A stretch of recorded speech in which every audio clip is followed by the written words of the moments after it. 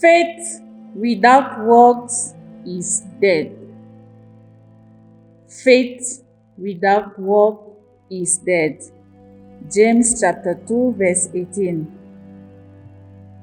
Dear brothers and sisters, in today's gospel, we read the wonderful account of a stranger who reveals the true nature of Jesus to his disciples. A stranger who reminds us today our real mission. This man teaches us today two lessons. One, we can be physically close to God, but spiritually absent. Number two, faith without words is dead. Let us delve into the Gospel of St. Matthew to understand what is happening. We have a man who brought his son. The son is sick.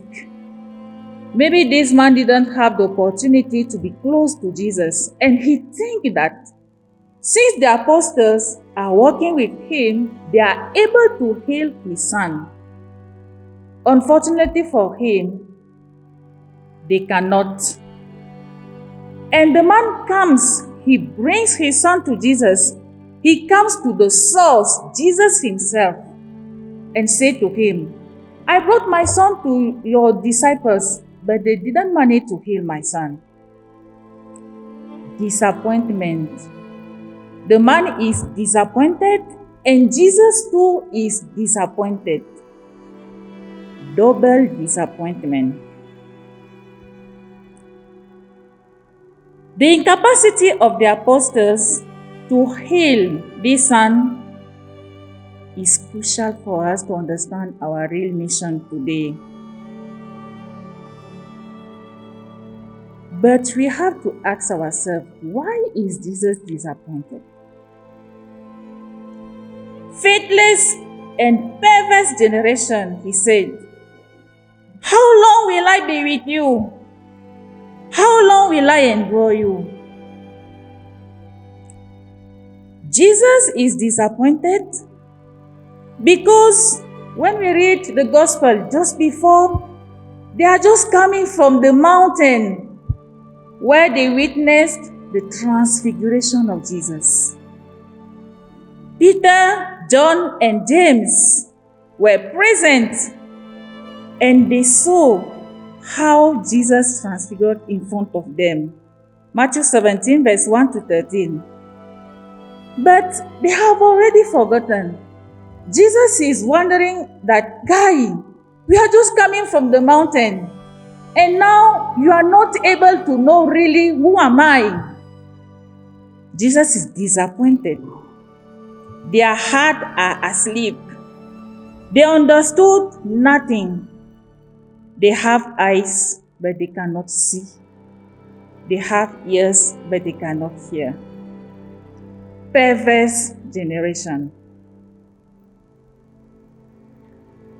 Jesus can also be disappointed to you and me today. Dear brothers and sisters, following Christ is not enough. Wearing a veil is not sufficient. Being a priest or a theologian is not enough. If our actions and words are not reflecting the radical nature of our choice. Going to church every day, as many of us today in this chapel, receiving the body of Christ, being married in the church is not enough. If we are the first one to speak evil about others, to be jealous, to slander, to ignore. The incapacity of the disciple to heal the child is a challenge for us today, to give meaning to our choice to follow Christ. Some of us have already 5, 10, 11 years of professions, perpetual professed. Some of us will be ordained priests, deacons, very soon, it is not sufficient. The longevity of time to be with Jesus, to be a priest, to be a religious is not enough, but the quality of my life.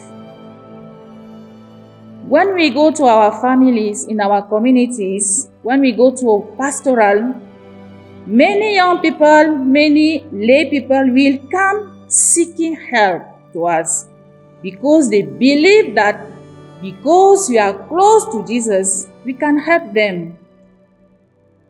Dear brothers and sisters, we are invited today to be a vital presence, a presence that gives life, love, harmony, peace, reconciliation, a presence that can encourage, listen, heal others by our words and deeds.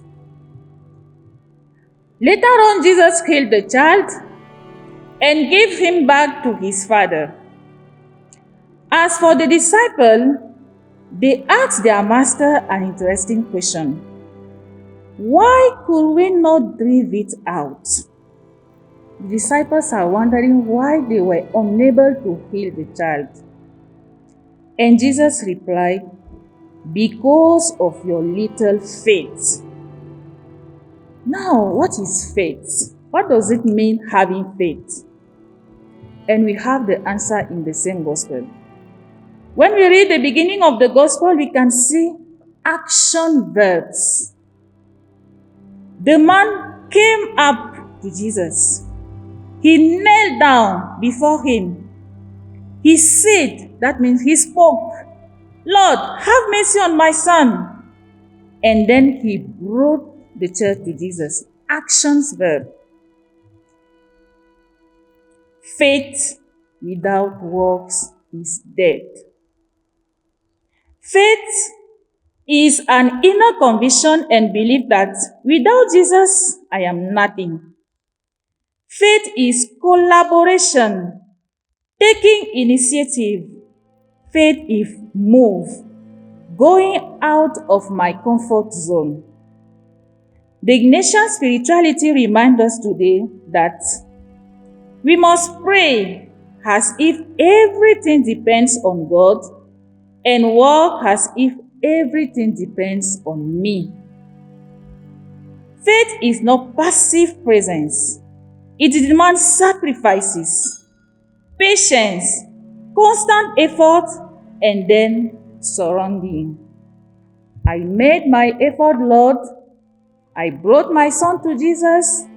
I made sacrifices. May your will be done in my life.